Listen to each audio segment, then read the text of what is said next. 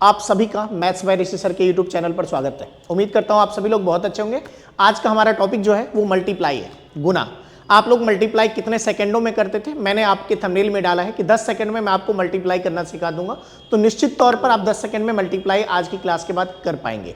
इसके लिए आपको इस वीडियो को ज़्यादा से ज़्यादा लाइक करनी है, शेयर करनी है और इस वीडियो को शुरू से अंत तक देखनी है। बीच से कोई स्टेप अगर आप उठाकर देखेंगे तो समझ में नहीं आएगा, ऐसा हो सकता है, राइट ना। तो आप सभी लोग इस वीडियो को शुरू से अंत तक देखिएगा।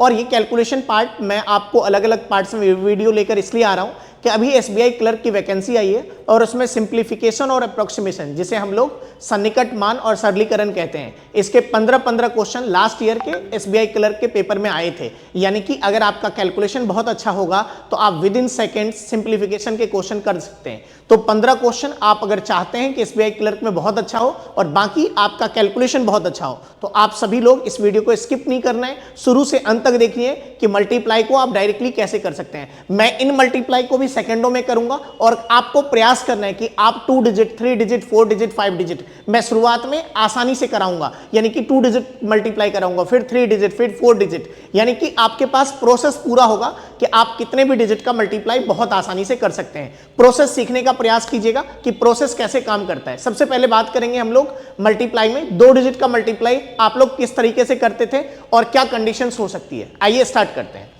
सबसे पहले आप सबके लिए मैं लेकर आया हूं 2 डिजिट की मल्टीप्लाई। आप लोग इन मल्टीप्लाई को जब देखते थे ना तो आप नॉर्मल शुरू हो जाते थे, लेकिन ऐसा क्या है कि ये चीजें डायरेक्ट हो रही है। कुछ क्वेश्चनों में डायरेक्ट लॉजिक काम करता है, कुछ क्वेश्चनों में डायरेक्ट लॉजिक काम नहीं करता है। समझने का प्रयास कीजिएगा, बहुत कुछ आसान लगेगा आपको।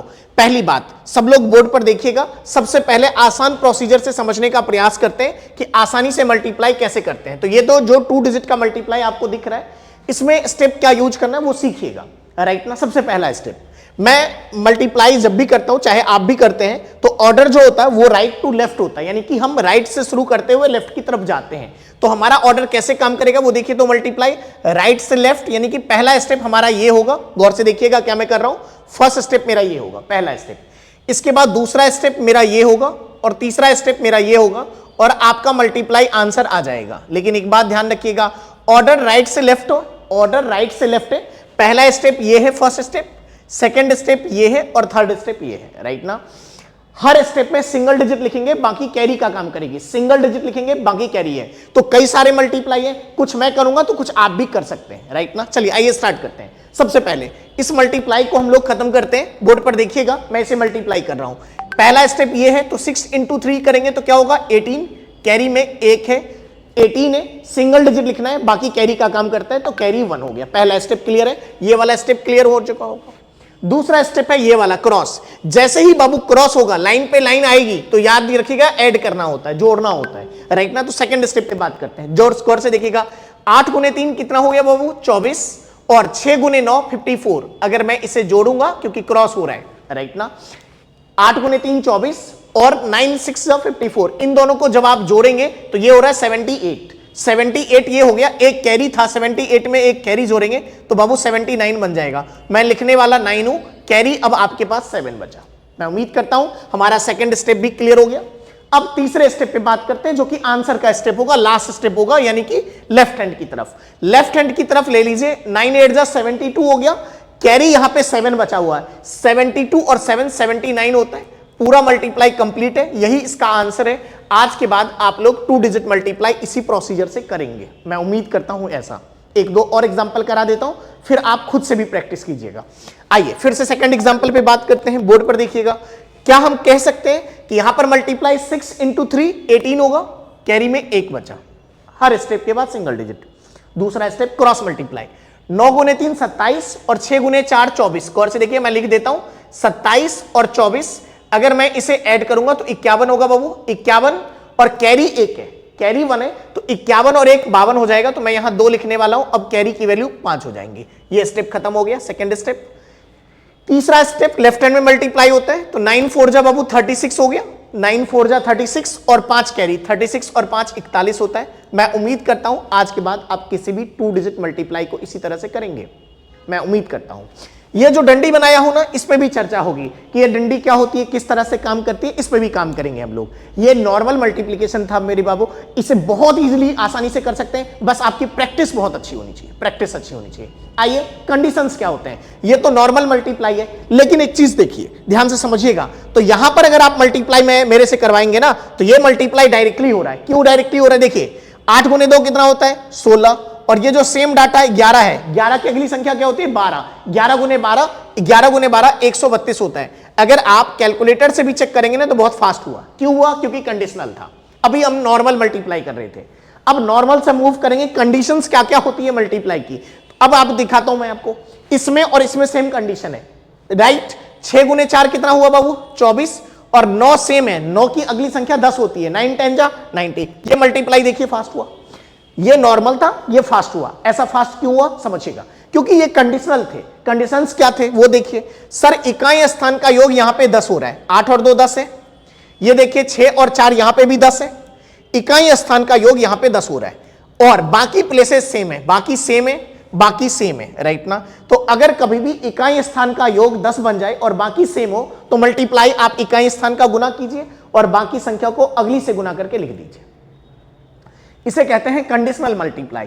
और ये जो था ये बेसिक प्रोसीजर था, किसी भी 2 डिजिट पे आप अप्लाई कर सकते हैं। मैं उम्मीद करता हूं आप सभी लोग 2 डिजिट मल्टीप्लाई बहुत आसानी से कर पाएंगे। आइए कुछ कंडीशंस और सीखते हैं। ये पूरी तरह से मल्टीप्लाई नहीं हुआ है, अभी 2 डिजिट मल्टीप्लाई को और करने की जरूरत है, और काम करने की जरूरत है कि आप 2 डिजिट मल्टीप्लाई को और फास्ट कर पाए। गौर से देखिएगा, समझिएगा। एक नॉर्मल तरीका मैं आपको बता चुका हूं जो हर जगह यूज होगा, यानी कि ये वाला तरीका आप किसी भी 2 डिजिट मल्टीप्लाई पर यूज कर सकते हैं और कभी भी यूज कर सकते हैं। मैं बात कर रहा हूं बाबू कंडीशंस की। कंडीशंस कैसे काम करती है, आइए ध्यान से सुनते हैं। क्या आप इस बात को मानते हैं कि ये दोनों नंबर 50 के नजदीक है, 50 के नजदीक है? तो अगर मैं 50 के नजदीक की बात करूं तो ये वाला नंबर 50 से 9 ज्यादा है और ये वाला नंबर 50 से 7 ज्यादा है। गौर से देखिएगा, समझिएगा, बहुत सिंपल सी बातें कह रहा हूं, राइट ना। आपको कुछ नहीं करना है, 50 से जितना कम जितना ज्यादा उसे लिखना है, राइट ना। 9 इंटू 7 कितना होगा? 63 होगा, राइट ना। 9 गुने 7 63 हो गया। इसके बाद क्या करना वो देखिए, 57 प्लस 9 कर लीजिए या 59 प्लस 7, सेम चीजें आएंगी। दोनों को ऐड, प्लस होगा तो प्लस, माइनस है क्रॉस में, तो यानी कि ये 66 हो गया। अब क्या करना है, इसका आधा करना है। क्यों? क्योंकि 50 100 का हाफ होता है, तो बस इसका हाफ वाला स्टेप ध्यान रखिएगा। कितना हो गया आधा करने पर? 33। आगे कुछ था नहीं, ये है इसका मल्टीप्लाई। मैं उम्मीद करता हूं आज के बाद आप ऐसे भी कर पाएंगे। कभी भी नंबर 50 के नजदीक होगा तो आप इस तरह से यूटिलाइज कर सकते हैं। स्टेप को सीखिएगा, अगर आप चीजों को सीखने पर ध्यान देंगे ना तो बहुत कुछ सीख पाएंगे, राइट। इसी तरह से ये वाला मल्टीप्लाई कम है तो कम वाला भी हो जाएगा। यहां पर दिखाता हूं, एक कम एक ज्यादा है, राइट ना। ये 50 से कितना ज्यादा है? 12 ज्यादा है बाबू। और ये 50 से कितना कम है? 1 कम है। तो 12 गुने 1 माइनस का 12 आया। इस बार पॉजिटिव था तो लिख दिया, ये माइनस का 12 आया तो ये यूज नहीं होगा, माइनस का 12 है तो माइनस का 12 लिख लेते हैं, लेकिन आंसर में यूज नहीं करेंगे क्योंकि ये निगेटिव नहीं लिखते हैं। अब आइए इधर से इधर 49 प्लस 12 या 62 माइनस 1, दोनों तरफ से 61 होगा, राइट ना। कोई भी एक लिखते हैं। इसके बाद बाबू जब इसका आधा करने को बोला था, आधा करेंगे तो 30.5 होगा। इस 30.5 में से ये 12 माइनस करना है, तो इसको लिखना कैसे वो देखिए। इसको लिखना है 30 पॉइंट हटाकर 50 लिखना है। 3050 में से 12 कम करेंगे तो कैलकुलेशन होगा 3038। 12 कम करेंगे 50 में से तो 38 होगा। ये इसका मल्टीप्लाई है। ये सारे स्टेप्स आपको सीखने हैं, इन पर काम करना है। अगर आप काम करेंगे तो आपका कैलकुलेशन बहुत आसान होगा। बहुत आसान की बात कर रहा हूं मैं। चलिए, अब ये तो समझ में आया कंडीशनल मल्टीप्लाई थी। कौन सी मल्टीप्लाई थी? कंडीशनल मल्टीप्लाई थी, यानी कि दोनों नंबर 50 के नजदीक हो, 100 के नजदीक हो, 200 के नजदीक हो। तो ये मैं और भी करा रहा हूं, ये तो 50 के नजदीक वाला स्ट्रक्चर आपको सिखाया है। अब मैं 100 के नजदीक सिखा देता हूं, मैं आपको 200 के नजदीक सिखा देता हूं, फिर आपको एक ऐसा प्रोसीजर दूंगा जो हर मल्टीप्लाई पर काम करे। आइए स्टार्ट करते हैं, सुनिएगा ध्यान से। ये तो समझ में आ गया होगा। अब आइए ध्यान से देखिएगा और समझने का प्रयास कीजिएगा। तो अब मैं आपको स्ट्रक्चर बता रहा हूं, ये सभी कंडीशनल है बाबू, कंडीशनल है, यानी कि अभी 50 के नजदीक था, अब ये नंबर 100 के नजदीक है। तो अगर ये नंबर 100 के नजदीक है तो 100 से कितना ज्यादा है? 23 ज्यादा है। गौर से देखिएगा। और ये 100 से कितना ज्यादा है? 14 ज्यादा है, राइट ना। सब लोग बोर्ड पर देखिएगा और समझिएगा ये समझ में आया या नहीं आया। ये नंबर 100 से कितना ज्यादा है और दूसरा नंबर 100 से कितना ज्यादा है, वो मैंने काम किया, राइट ना। अब आप बताइएगा, मैं करने वाला हूं इनका गुना, तो 23 गुने जब आप 14 करेंगे, राइट, समझ पा रहे हैं, तो 23 गुने 10 230 होता है और 23 गुने 4 92 होता है। अगर आप इसे जोड़ेंगे, इसका मल्टीप्लाई अगर मैं सही कर रहा हूं तो 332 होता है, तो ये तो मल्टीप्लाई हो चुका है 332। अब आइए, आपको 332 में केवल 2 डिजिट 32 लिखनी है, कैरी के रूप में 3 है, राइट ना, कैरी के रूप में 3 है क्योंकि 332 हो रहे हैं। इसके बाद इधर से इधर कीजिए या इधर से इधर, 114 और 23 समझ पा रहे हैं, 137 होगा, लेकिन 3 कैरी है तो 140, इसमें ना तो हाफ होगा ना कुछ होगा क्योंकि ये 100/100 1 ही होता है, तो इसमें डायरेक्टली लिख सकते हैं 137 ये और 3 कैरी, तो क्या हो गया 140, ये मल्टीप्लाई खत्म है। इस बार ये 100 के नजदीक था, 200 के नजदीक होता तो इसमें 2 का इंटू होता, 300 के नजदीक 3 से गुना, 400 के नजदीक 400, 250 के नजदीक 2.5 से 2.5 से गुना, तो ये मल्टीप्लाई वाला वर्क काम करेगा। मैं आपको मल्टीप्लाई करके दिखाता हूं, अभी देखते रहिए, सब लोग बोर्ड पर देखिएगा और समझिएगा। एक और मल्टीप्लाई मैं आपको करके दिखाता हूं, ये भी नंबर फिर से 200 के नजदीक है, तो ये 200 से कितना ज्यादा है, तो ये +12 है, और ये 200 से कितना कम है, तो -3 है, तो 12 गुने 3 36, लेकिन माइनस का 36, नेगेटिव नहीं लिखते हैं, राइट ना। 12 गुने 3 फिर से मैं लिख देता हूं, यहां पे कट रहा है, बोर्ड पे देखिएगा, ये 12 ज्यादा है और ये वाला -3 है, तो 12 गुने 3 36 होगा, लेकिन माइनस का 36 होगा, इसलिए नहीं लिख रहा हूं। अब इधर से इधर या इधर से इधर 209 होगा, इसमें ये जोड़ दीजिए या इसमें से ये माइनस कर लीजिए, तो 209 होगा, राइट ना। चूंकि ये 200 से कंपैरिजन होगा तो डबल होगा, तो 418 हो गया, 418। अब इसमें से माइनस करना है 36, कैसे माइनस होगा, तो गौर से देखिए, इसके आगे डबल जीरो लगेगा, एक कैरी हो जाएगा, तो ये बन जाएगा 417, समझ पा रहे, 36 जाएगा तो 64, ये इसका मल्टीप्लाई है, चेक कीजिए। 418 ये कैलकुलेशन था, ये माइनस का 36 था, तो 418 के नीचे माइनस का 36 लिखा, इधर माइनस कर रहे थे तो यहां से कैरी लेंगे, तो ये एक कम हो जाएगा, तो 417 हो जाएगा, 100 में से 36 जाएगा तो 64। निगेटिव के केस में सावधानी बरतनी है। मैं उम्मीद करता हूं आप सब लोग कंडीशनल मल्टीप्लाई को बहुत आसानी से, जैसे ये 250 के नजदीक है, तो 250/100 कितना होता है, 5/2 या 2.5, तो इस बार मल्टीप्लाई 5/2 से होगा। ये नंबर 300 के नजदीक है, इसमें 3 से गुना होगा, ये डबल से इंटू क्यों हुआ, क्योंकि 200 के नजदीक था। इस प्रोसीजर को बाबू कहते हैं कंडीशनल मल्टीप्लाई, यानी कि जरूरी तो नहीं है ना कि दोनों नंबर 200 के नजदीक होगा, जरूरी तो नहीं है दोनों नंबर 300 के नजदीक होगा, राइट ना। यानी कि हमें एक ऐसे प्रोसीजर पे काम करना पड़ेगा जो कि हर मेथड हर क्वेश्चन पे काम करे। अब आइए उस पे बात कर लेते हैं। बहुत सिंपल सी बातें आप सबसे कह रहा हूं, गौर से देखिएगा, बहुत आसानी से कर सकते हैं। एक बार और देख लेते हैं, ये कंडीशनल है क्योंकि ये 300 के नजदीक है, तो 300 से कितना ज्यादा कितना कम बोल सकते हैं हम लोग, 300 से 12 ज्यादा है, 300 से 7 ज्यादा है। इसका मल्टीप्लाई 12 गुने 7 84 होगा, ये तो कह ही सकते हैं। इसके बाद इधर से इधर या इधर से इधर सेम आंसर देगा, 307 + 12 319 या 312 + 7 319 होगा मेरे भाई। 319 में मल्टीप्लाई किससे होगा, 3 से, क्योंकि ये नंबर 300 से 300 100 से 3 गुनी होती है। इसका मल्टीप्लाई करेंगे आगे, ये तो पॉजिटिव ही है, तो इसका मल्टीप्लाई करेंगे तो 19 गुने 3 57, 3 गुने 3 9, ये इसका मल्टीप्लाई है। आप चाहे जो मेथड लगा, इसी तरह ये वाला दोनों डाटा 900 के नजदीक है तो 9 से गुना होगा, जैसे इसमें 3 से गुना हुआ, यहां भी 9 से मल्टीप्लाई होगा, यहां 550 यानी कि 550/100 11/2 होगा, यहां पे मल्टीप्लाई 350 7/2 से मल्टीप्लाई होगा। तो ये होता है कंडीशनल मल्टीप्लाई। मैं उम्मीद करता हूं कि आप लोगों को कंडीशनल मल्टीप्लाई सिखा पाया हूं। कंडीशनल मल्टीप्लाई जब आप सीख लेते हैं ना, तो आपकी बातें होती है कि आप नॉर्मल किसी भी मल्टीप्लाई को डायरेक्टली कैसे करें। आइए स्टार्ट करते हैं, ध्यान से सुनिएगा। आपको याद होगा जब आप 2 डिजिट मल्टीप्लाई कर रहे थे, जैसा इस वीडियो के स्टार्टिंग में हुआ था, तो आपके स्टेप अगर आपको याद है तो मैं चाहता हूं ये स्टेप थे, राइट ना। ये स्टेप आते कहां से, इन स्टेप को कैसे तैयार करें ताकि आप इस लॉजिक का प्रयोग कर पाए, राइट ना। गौर से देखिएगा, बहुत सिंपल सी बात थी। अब यही मल्टीप्लाई 3 डिजिट का हो, 4 डिजिट का हो, 5 डिजिट का हो, कैसे यूज करेंगे समझिएगा। जैसे मैं 11 लिख रहा हूं, ये 2 डिजिट है, गौर से देखिएगा 111 लिखा तो ये 3 डिजिट है। अब मैं चाहता हूं 4 डिजिट 5 डिजिट, हर डिजिट पे आपका ये प्रोसेस काम करे, तो आप इसको बढ़ाते रहिए, लिखते रहिए, कुछ नहीं करना है, वो सीखिए क्या मैं कर रहा हूं। सर 11 का स्क्वायर 1 to 1 होता था ना, मैं इसको लिखने का तरीका थोड़ा डिफरेंट कर रहा हूं। ये 2 डिजिट था, 2 तक लिखा, फिर उससे कम। 3 डिजिट है, 3 तक लिखिए, 1 2 3, फिर उससे कम 2 1, समझिएगा। 4 डिजिट है तो 1 2 3 4 लिखेंगे, फिर उससे कम 3 2 1, ये इसके इनके स्क्वायर्स भी हैं। ये 5 डिजिट है, 1 2 3 4 5 तक जाएगा, फिर उससे कम 4 3 2 1 होगा। मैं उम्मीद करता हूं ये तो स्क्वायर आपको याद होगा। इसी पैटर्न का यूज करना है इन स्टेप्स को लिखने के लिए, और 2 डिजिट में ये चीज है। अब आइए वन जब भी लिखिएगा ना, वन को जब भी रिप्रेजेंट करना होगा ना, तो ऐसे रिप्रेजेंट करेंगे जैसे पहले करते थे वन को। और जब भी दो को रिप्रेजेंट करना क्रॉस से रिप्रेजेंट कीजिएगा। तो मैं उम्मीद करता हूं वन और टू को रिप्रेजेंट करने में कोई समस्या नहीं रही। ये वन का रिप्रेजेंटेशन है और ये टू का है। अब आइए, इसके अंदर जो भी नंबर है ना, चाहे वो इवन होंगे या ऑड होंगे, ऑड को बनाना है इवन प्लस वन से। जैसे 3 बनाना हो तो 3 को बनाएंगे हम 2 + 1 से। जैसे 5 बनाना हो तो बनाएंगे 4 + 1 से, राइट ना, राइट। अब बचा इवन नंबर, जैसे 2, 4, 6, 8। इवन कैसे बनाएंगे? तो इवन हमेशा बनाएंगे क्रॉस से, क्रॉस से। यानी कि जैसे ये 2 बना है, ये एक क्रॉस बना तो 2 बन गया, क्रॉस लगते ही जुड़ता है।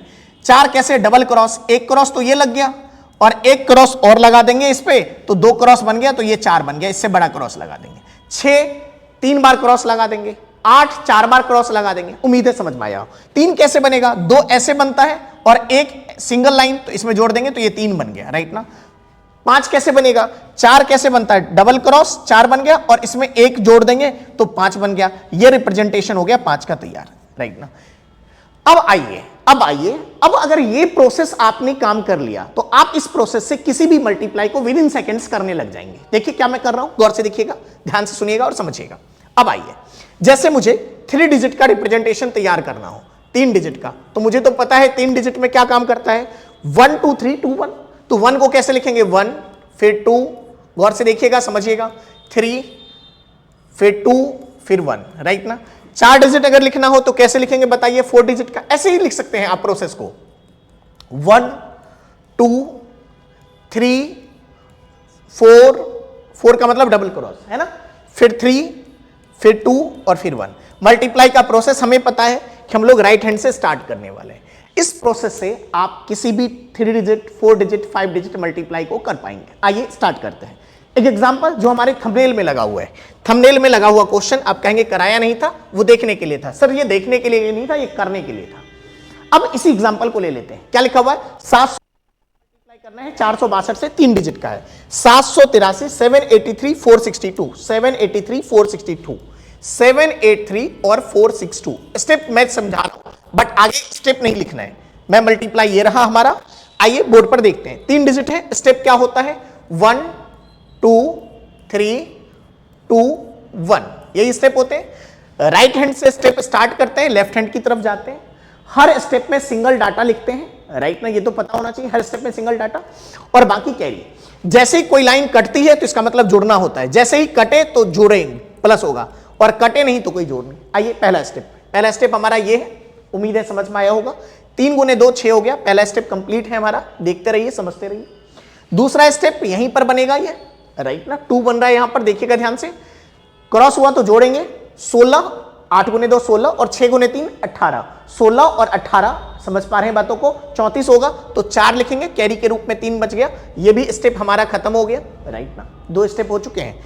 आइए अब इस स्टेप को हम लोग मिटा लेते हैं, राइट ना। अब आइए तीसरा स्टेप हमारा यहां पर कैलकुलेशन है। तीसरे स्टेप पे अब हम बात कर रहे हैं, ये स्टेप कर रहे हैं, राइट ना। आपको भी पता है ये सिंबल कैसे बनेगा, ये लीजिए बना दिया। किसी को पहले किसी को बाद में गुना कर सकते हैं, बस प्लस करना, ये बात ध्यान रखिए क्योंकि क्रॉस है। 7 × 2 कितना हो गया? 14, 4 × 3 कितना हो गया? 12 और 8 × 6 कितना हो गया? 48, है ना। जल्दी बोलिए हाँ या ना। ये 74 हो गया, देख लीजिए, है ना। 74 और 3 कैरी ये वाला था, तो ये वाला 3 कैरी 74 + 3 क्या हो गया? 77। अब कैरी के रूप में 7 है। ये कैलकुलेशन खत्म है, कैरी के रूप में 7 है। ये स्टेप हमारा हो चुका है। अब आप बताइए ये स्टेप। अब जैसे ही आप मैक्सिमम पर पहुंच गए, 3 पर पहुंच गए, अब 2 लेना है। तो 2 जो है वो अब इस साइड से लेना है, ना कि इस साइड से। इस साइड से हम ले चुके हैं, अब इस साइड से। मैक्सिमम के बाद जब भी कम होगा तो इधर से लेंगे। तो अब बताइए 2 कैसे लेंगे? इधर से ही लेंगे। तो ये स्टेप भी खत्म हो जाएगा। बोलिएगा 7 × 6 42 और 8 × 4 32। इसे अगर हम जोड़ दें तो 74 होगा ना। बोलिए हाँ या ना। इसके बाद 7 कैरी है तो 74 और 7 81। कैरी के रूप में क्या बचा? अब 8 बचा। ये स्टेप सारे मिट गए, राइट ना। कैरी के 74 7 81, अब कैरी के रूप में 8 बचा है। बस लास्ट स्टेप है, ये भी खत्म, राइट। अब हमें इस साइड से ही लेना है तो ये 1 लेंगे, इधर से 28 और 8 36। ये इनका मल्टीप्लाई है।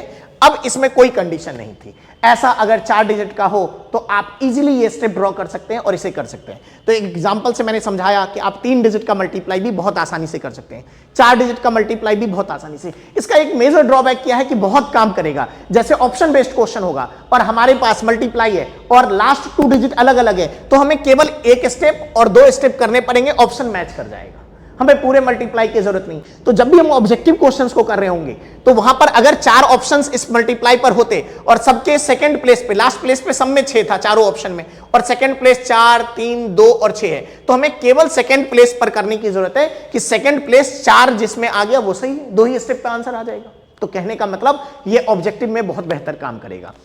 आप सभी लोग इस वीडियो को ज्यादा से ज्यादा शेयर करिए। अगर एक बार में समझ में नहीं आए तो एक से ज्यादा बार देखिए, और मैं उम्मीद करता हूं कि आप सबको ये बहुत बेहतर समझ में आएगा। ठीक है, थैंक यू सो मच। आप सभी लोग इस वीडियो को ज्यादा से ज्यादा देखकर फायदा उठाइए। Thank you.